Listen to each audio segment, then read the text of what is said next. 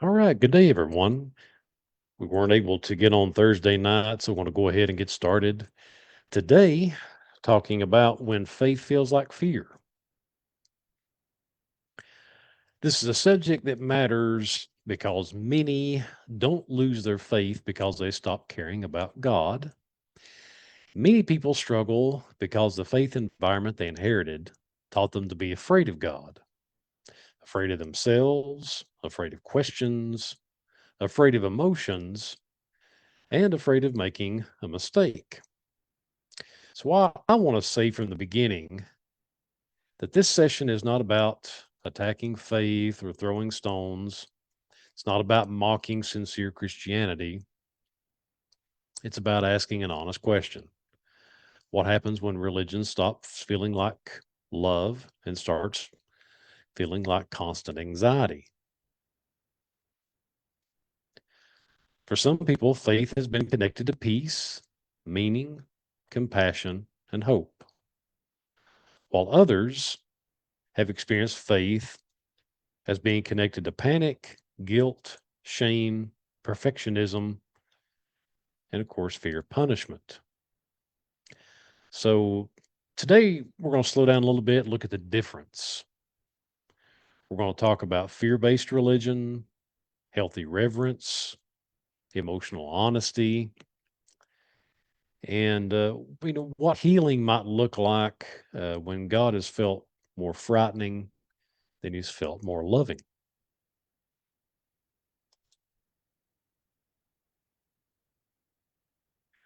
This conversation matters because fear can wear religious clothing.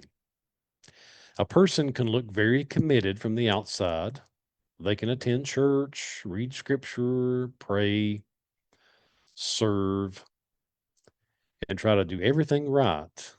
But on the inside, they may be terrified.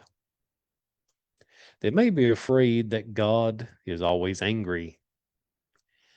They might be afraid that one wrong thought means that they're in rebellion. They may feel guilty for needing rest or asking questions, setting boundaries, or admitting to pain.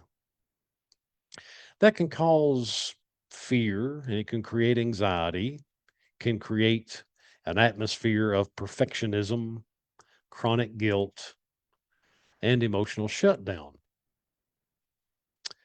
And because it's wrapped up in spiritual language, people may feel guilty even being honest about it or naming it.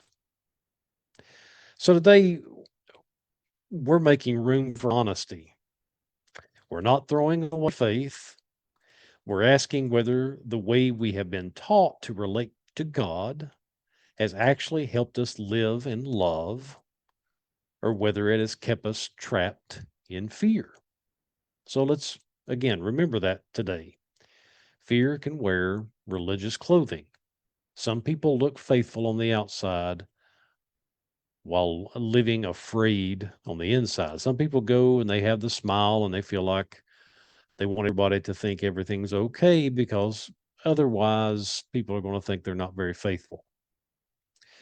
Uh, because fear based faith can create all this anxiety, this perfectionist sort of mentality, overarching guilt, and emotional shutdown. So, this is where we're saying that healing begins when we can name the fear done without losing what is good and sacred about faith. So, fear based faith often has a very specific emotional atmosphere. It feels like always awaiting for punishment. It feels like God is not a father, but a supervisor looking for all your errors. It feels like your worth is always hanging by a thread. Uh, People may feel guilty for ordinary human needs.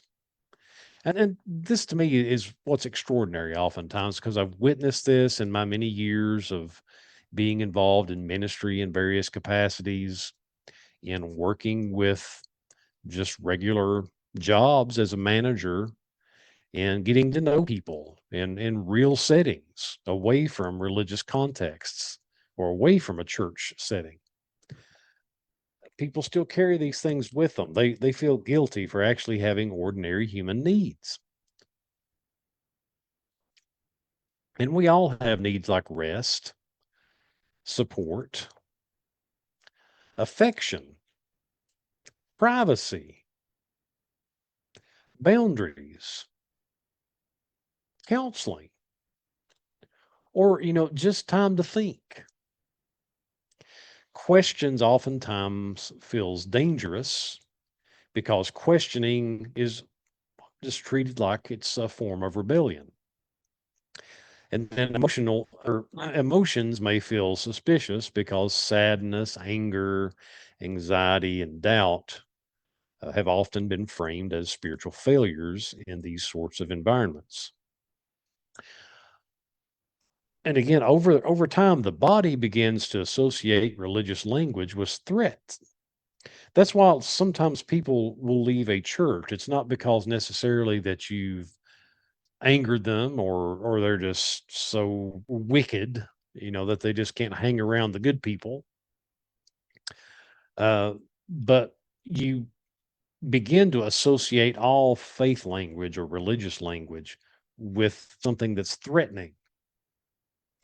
A sermon, a verse from the scriptures, a spiritual song, a gospel song, the church building itself, or even prayer can trigger anxiety. Again, I see this in funerals. I see when I go to funerals and you have people that have come out of traditional churches that aren't really at ease going to a funeral. I mean, it's hard enough going to see someone who's passed away or their family, and you're trying to be helpful or be respectful. But then, especially, you've got that added trauma of coming out of a traditional setting, and then you have songs or prayers, or somebody gets up and preaches a sermon, kind of like here we hear in the South. Somebody gets up really, really charged and emotional, and it can cause anxiety for lots of people. I know because I hear people telling me these things on a personal basis. So again, that doesn't mean a person hates God or hates faith or anything like that. It may mean that their nervous system has learned that religious environments aren't safe for them. It doesn't feel safe, even though you're trying to make them feel that way. It's just what's going on can feel very unsafe for them. This is why compassion matters, especially for those that feel like that they're mature in their faith.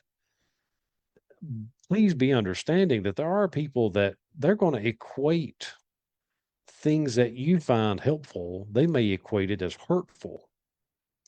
So people don't heal from fear by being shamed for being afraid.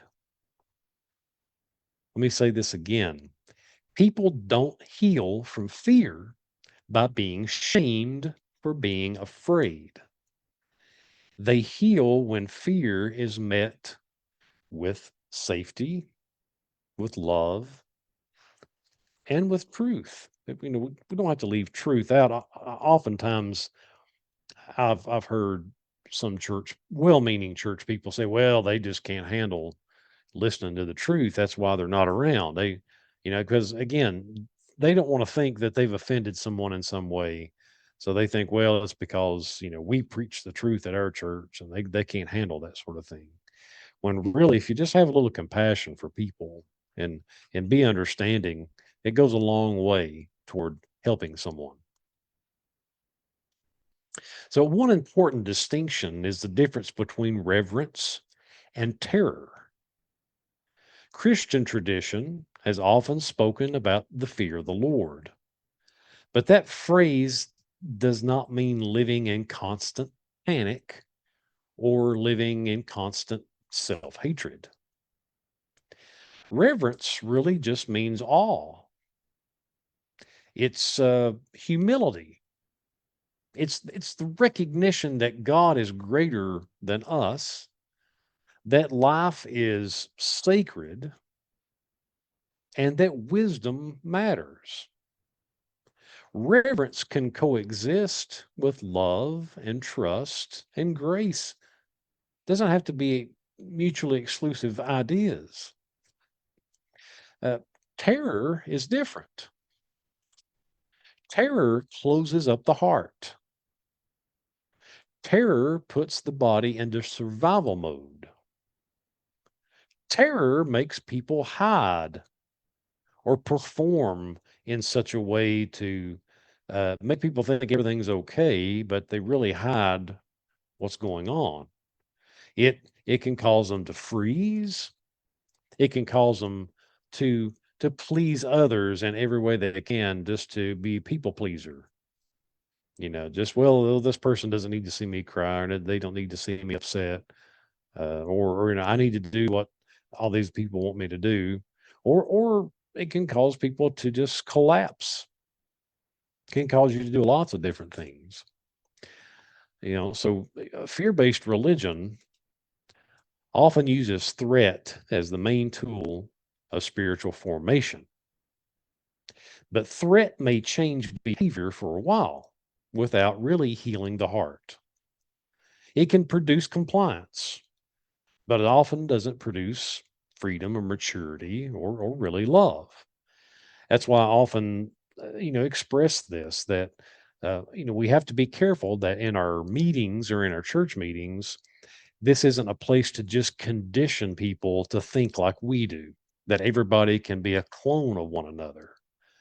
We can be a clone of the central ideas of whatever church that we're associated with, whatever tradition we're involved with. We don't want to just create conditions where uh, threatening people becomes the main tool of spiritual formation. This is why questions should be encouraged. Uh, Questions should be something that's on the table. It shouldn't feel like a threat when somebody has honest questions or honest doubts. Because again, I'm not throwing stones at revivalism, but oftentimes revivalism turns into, we're going to scare people into making some sort of emotional decision now, instead of really doing the hard work of getting to know someone one on one to see what are the issues going on in their lives. Because again, this is how the gospels present the ministry of Jesus, as somebody that's actually getting to know the messiness of someone's life in meeting them where they are, instead of just getting up and having some emotional revivalism that compels somebody to make a decision for the moment, but doesn't really have long lasting effects. It just doesn't produce what we think it should. What we want to produce are people that can think for themselves and be honest about where they are in life and be mature. A healthy faith doesn't require us to live in panic. A healthy faith can tell us the truth without making us feel unsafe. So let's just recap this portion. Reverence opens the heart toward wisdom. Terror closes the heart off because you're in survival mode. Reverence can coexist with love and trust. And fear based religion uses threat to control your behavior. But we would rather push for a healthy awe rather than a fear based control, because it's better for you long term. Fear gets difficult to challenge when it is spiritualized. Control can borrow sacred language. Silence oftentimes can be called humility. Emotional suppression can be called strength. Avoiding help can often be called faith. So here, this is how fear gets spiritualized. Okay. Here's examples. Do not question can become a way to silence honest seeking. Telling someone to just submit rather than trying to work with them can be used to suppress boundaries and people's safety. Telling people just have faith can really dismiss people's anxiety, their trauma, maybe the grief or the depression that they're experiencing. Again, we're not just trying to make people fall into line or our way of thinking or just transmit what we think works for us, because what happens is oftentimes we say, well, this really works for us, so it should work for everybody. But if you have lived any time at all on the planet and you've met human beings, you would know that we're all very different. And, but we think being faithful means that we find help from whatever religious tradition we're in. So we assume that everybody's going to fit within that context. And it's just not true. That's why there's lots of different religious traditions and expressions, and they all have something to offer various people. And then lastly here, I hear this a lot. I hear some people say, well, God's testing you. But that can become an explanation that blocks compassion. If you, I hear that sometimes people say, what lesson have you learned from this bad thing that happened in your life? Well, there are days that I could probably handle that and think, well, maybe I can learn something from this horrible tragedy that happened in my life. And then there's some days, me being who I am, a human being, I just don't want to hear it. I don't want to hear what kind of lesson I can learn out of this. I just want to know that, hey, that I had a tragedy and that you can empathize with that instead of just telling me, oh, now there's a lesson to learn out of all this. There's a big lesson here. Yeah, that can happen. But sometimes it may be years before we can ever really learn something from the tragedy. Now, the words themselves are not always wrong. Faith does matter, humility matters, trust matters. But when these ideas are used to keep people afraid, keep them trapped, keep them isolated within our circle or in our group, to keep them ashamed, something's gone terribly wrong here.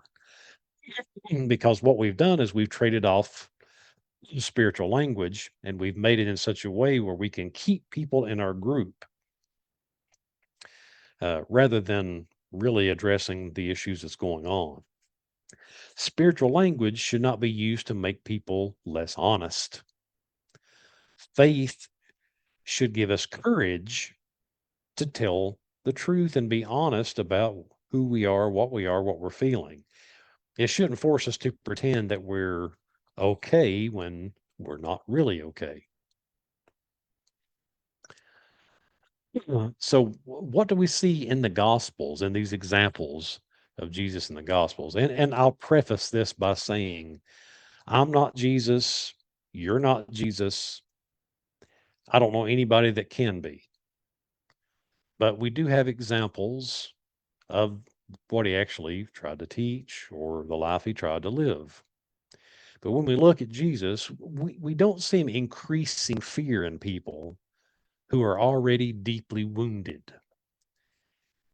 We see examples in the Gospels of someone moving toward people who were ashamed, who were excluded, who were sick, who were guilty, who were confused and afraid.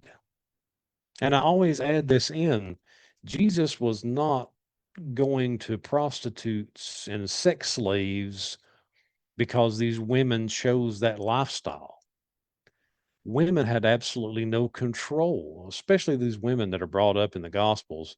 They had absolutely no control of their lives. So Jesus wasn't going to them so he could get them out of a bad situation. He was going to them because he actually had love and empathy for them. And of course, Jesus doesn't shy away from truth telling, um, but he didn't turn hurting people into objects of contempt. He didn't use public humiliation as a tool to move people toward holy living or purity. He confronted religious leaders when their systems crushed people rather than offered healing. That matters because people have experienced religion as a place where weakness is punished and appearance is protected. But Jesus in the Gospels shows another way. He meets people with mercy and truth, restores their dignity, calls people toward life and not deeper hiding. you know, again, purity culture and all these things, they may sound great to people, but all it does, it generates an environment where people just hide things away. They've just become better at hiding everything rather than ever being honest. But if our version of faith makes people more afraid of honesty, more afraid of healing, more afraid of compassion, then we need to ask whether that version of faith looks like what we find that Jesus is living in the Gospels. And I'll say, from a psychological or a counseling perspective, fear is not just an idea. You hear me say this week after week. Fear is also a body experience. When somebody has been trained to associate God, the church, scripture, or authority with danger, their nervous system may react before their mind can reason or process what they're going through. They can feel all this tension and panic and dread and racing thoughts and numbness, this strong urge to just get out and escape and get away from this group. This doesn't mean that they're spiritually broken. It means that their body is trying to protect them from something that it's learned fear. This is why healing requires more than just information. Healing requires more than just the truth or the gospel or whatever you want to say, or a sermon. A sermon isn't going to fix everybody's problems. I know ministers, as one being such, we'd like to think that a 15 or 20-minute sermon will just upend someone's life for the good. But that's not how healing works. Not in the real world. We can tell someone God loves them, and that can be true as well, but their body may still need time to relearn safety. They might need some safe relationships in their life. Maybe all they've had, especially if it's been religious relationships or people have used religious language to um, try to control somebody else.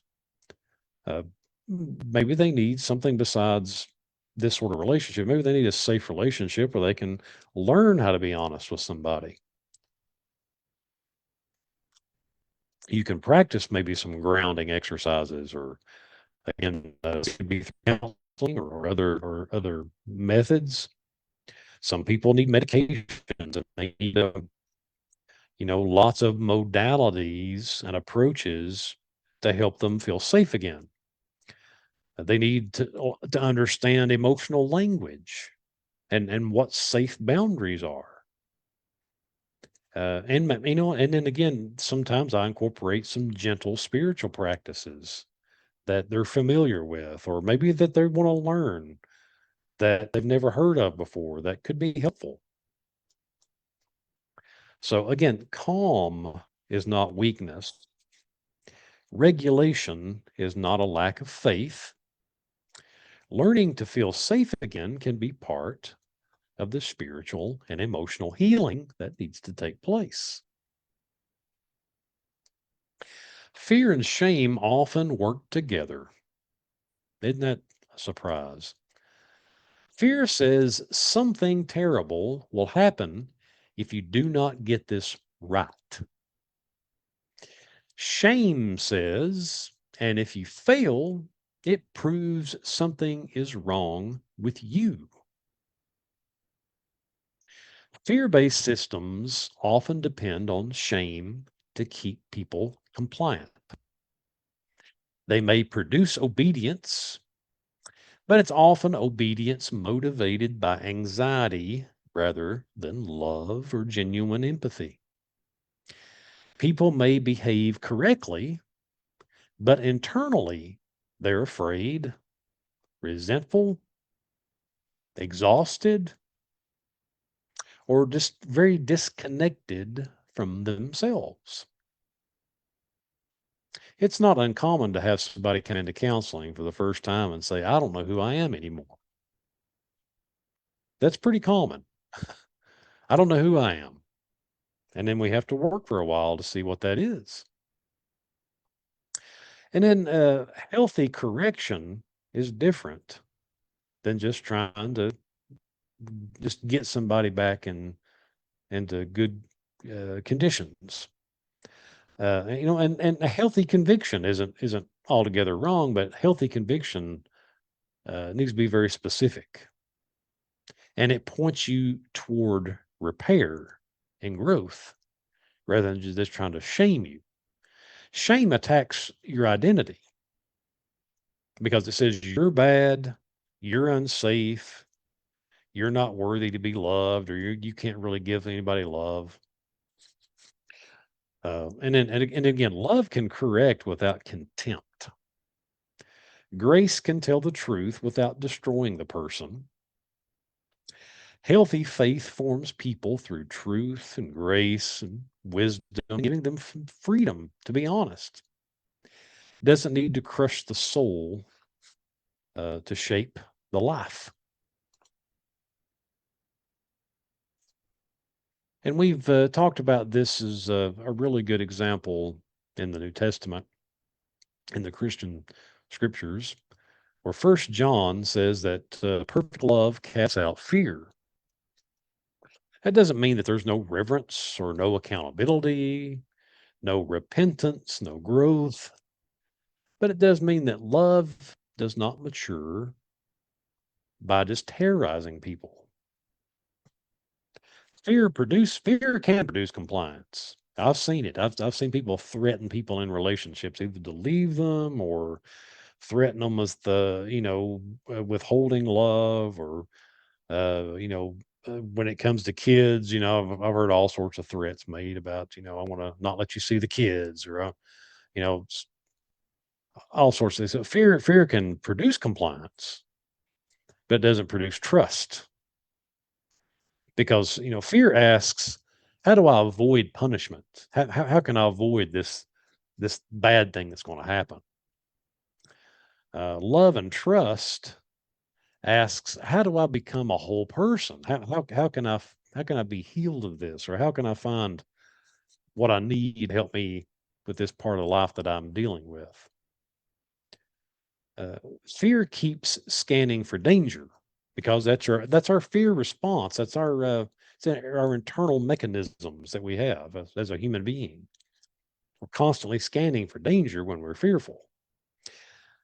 But love and safety can create an environment where you can be honest and you can tell the truth without feeling all this shame and all this fear that things are going to get out of control. So here again, the goal is not just some careless, you don't need to run to the other end of the spectrum of faith and just have it mean anything because if it means just anything, then it has no meaning at all. But the goal is sort of a healed sort of faith, a whole holistic faith, a faith that can face truth without panic. A mature faith that can repent of something, or you want to turn away from maybe a bad habit without it turning into self hatred. You can put the mirror in your face and recognize, hey, I need to work on this part of my life, but it doesn't have to be something where you spiral down and all this self-hatred. It's a faith that can ask questions without being consumed by the dread of it, and a mature faith that can receive love without believing it has to be earned every day from scratch. This is where many people need to rebuild their understanding of God or faith, or that not as we don't want to see God as someone who's constantly disappointed or taking blood pressure medication, or you know, but we want to see God as the ground of being or the source of truth, or where we can go and find mercy, or where we can be. When we say our prayers, they don't have to be these formal things where it's just a dread to even go through that practice. But it's a source where God or faith could be a source where uh, we either practice something there, or we get a feeling, or it's a space where again can be part of what makes us whole. So how do we begin moving from fear to trust? Again, we do this exercise quite a bit. First, you just have to name it. You have to be honest. You have to say, okay, this is what's going on. uh, for some people, it's getting them to say, okay, what am I afraid God's going to do if I am angry about something, or if I'm honest about my feelings? Maybe something bad's happened in your life, or maybe you've witnessed a child that's born that's mentally ill or mentally disabled, or you see somebody that was, a prime athlete. We've had that in our area, in our local area. We've seen uh, guys, or male or female males that have been good athletes, and then they get in a car wreck, or some weird accident happens and they're paralyzed. It's is our questioning God about those sorts of things, or being angry about the injustice of the world, is that going to really piss God off? What are you afraid God's going to do if you actually have you're honest with your own feelings about this? Uh, are you afraid of abandonment? Are you afraid somehow God's punishing you or rejecting you, or that you're going to be humiliated, or something's going to be taken away, or you just feel like, well, God or people are just disgusted with me. And then, secondly, you got to separate God from these sort of harmful religious voices. Maybe that's all we've done, is been able to associate our understanding of God with these harmful religious voices that are out there, that are either trying to take advantage of you to take your money, or messaging things about how you need to be ashamed of your life, and that you're not worthy of love. Not every voice that uses God's name is God's voice. So let me say that again. Not every voice that claims to speak for God is God's voice. Some voices you may have heard from family systems, maybe your mom or dad, or grandparents, or people close to you in some sense, used God language or religious language in ways that did create a culture of control, or tried to keep you in line. It can seem sort of sweet when you tell a child, you have to be good or Santa's not going to come bring you anything for Christmas. That can be a short way to get people, or to get kids to comply. I don't think it's the best because you're not really dealing with a situation or anything. You're just trying to use something to gain control of or gain compliance.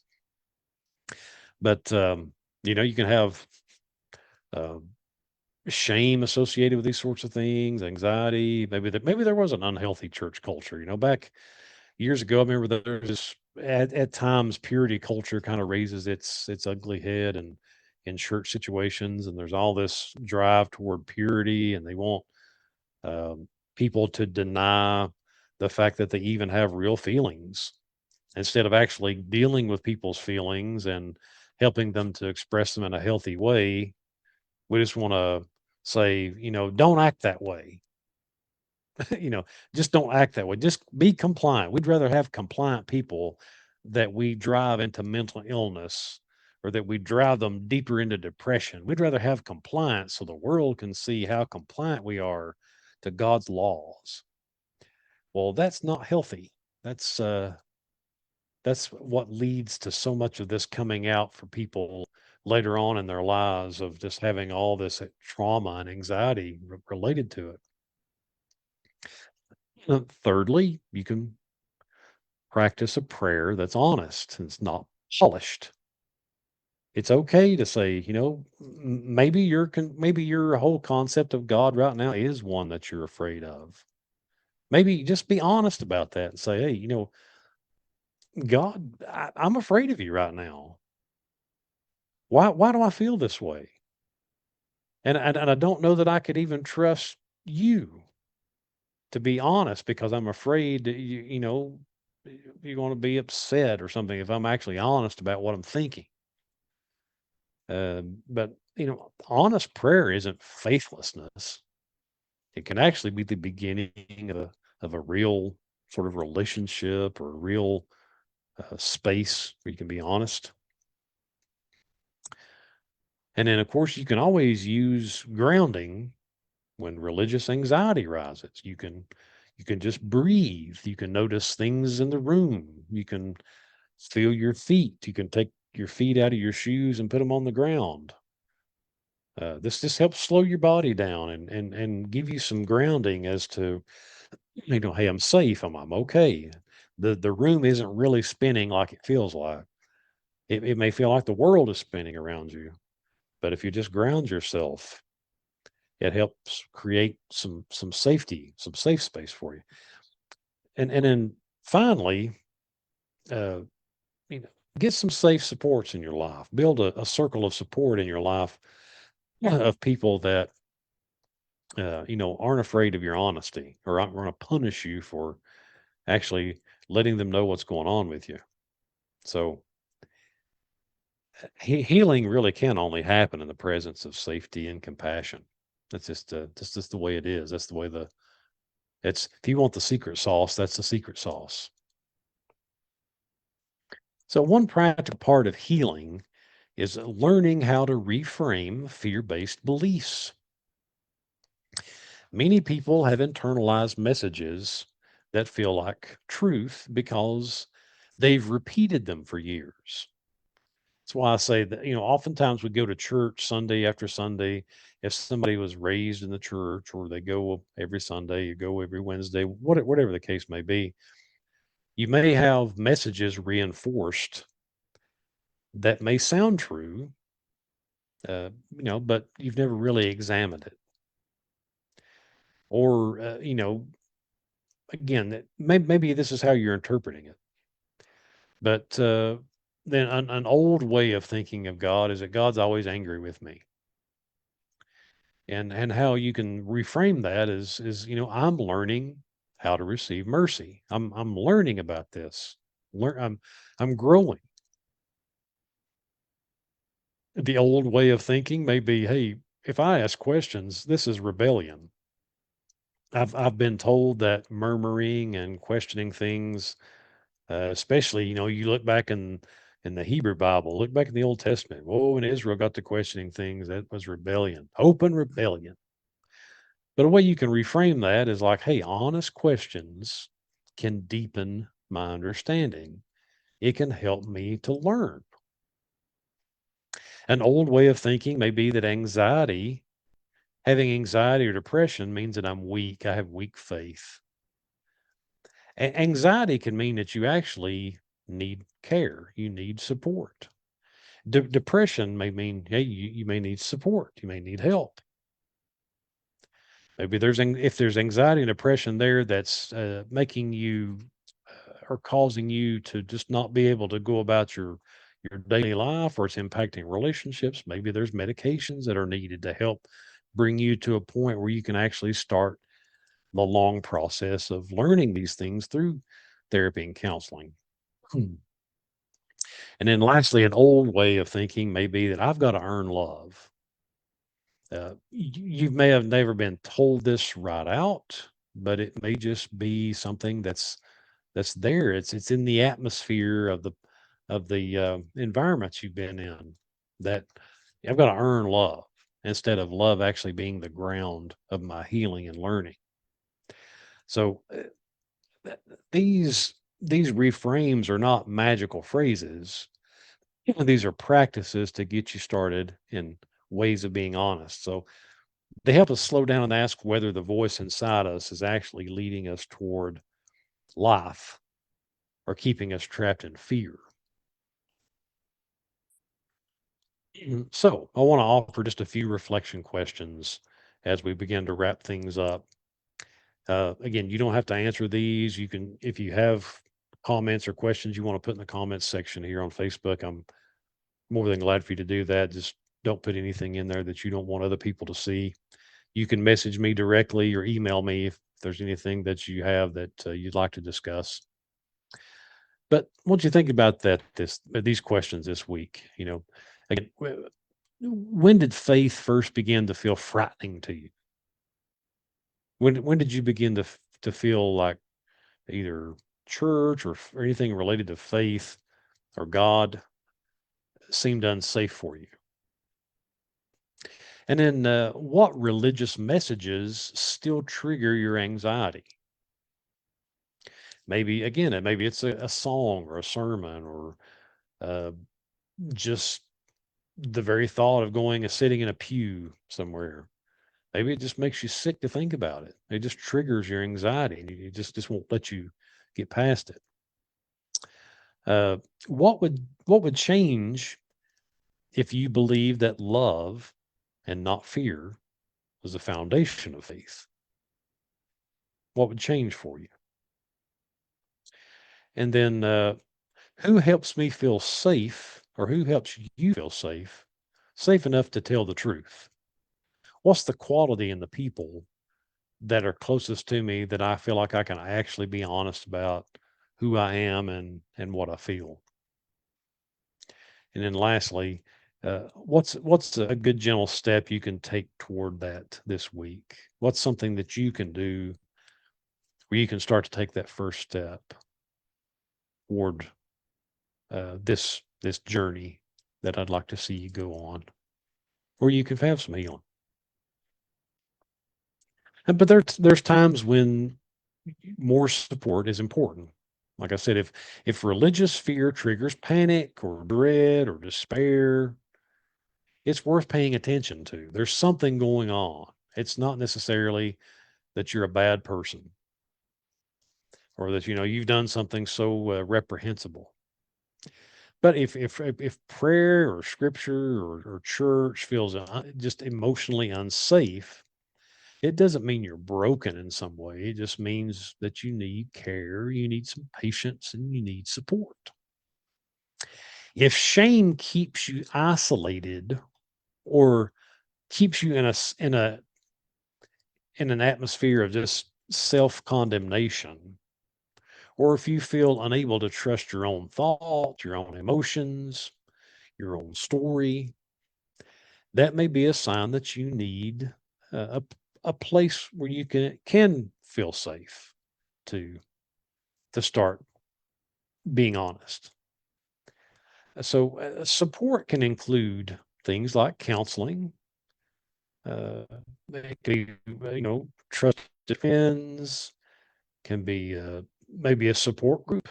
And again, sometimes it may take support from maybe your doctor, or, again, if anxiety or depression becomes that severe, it may take medications you're on because, again, uh, I've had people who are in religious contexts who can come in and say, "Well, I feel like I don't even need my medication anymore. I'm doing so well." I'm like, "Well, uh, maybe that's the case, but that doesn't mean you just have to throw it away."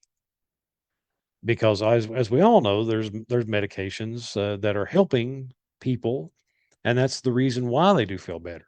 is It's part of the total package of what it's taking to get them to a good place. It's not just, hey, I'm in a good place now. I can do away with something, So these can be all working together for you. So the goal isn't to rush back into some sort of performance. The goal is to help you rebuild safety and trust and wholeness in a way that honors both your spiritual life and your emotional reality. So here's our closing thought tonight, or today, I'm sorry, because it's getting in the evening now. But as we close today, I want to leave you with this thought that God is not honored by fear that destroys the soul. A healthy faith does not make you hide your humanity. Love gives you courage to heal. So, if your faith has felt like fear, you're not alone. There's lots of reasons your body and your soul learn to feel afraid. Those reasons deserve compassion and not contempt. The goal is not to abandon truth or faith or anything else. The goal is to encounter truth in a way that is held by love. The goal is not to become careless or spiritually indifferent. The goal is to become a whole person. So today, you're not failing God because you feel afraid. Fear may be a very important part of your story, but it doesn't have to be the end of your story. There's room for healing, there's room for questions, there's room in your life for support, there's room to move from anxiety to love, from shame toward dignity, and from fear to trust. So I want to thank you so much for listening. Appreciate you all so much for the kind encouragement I get through emails and messages. But again, thank you today for joining me for this Looking Forward Live.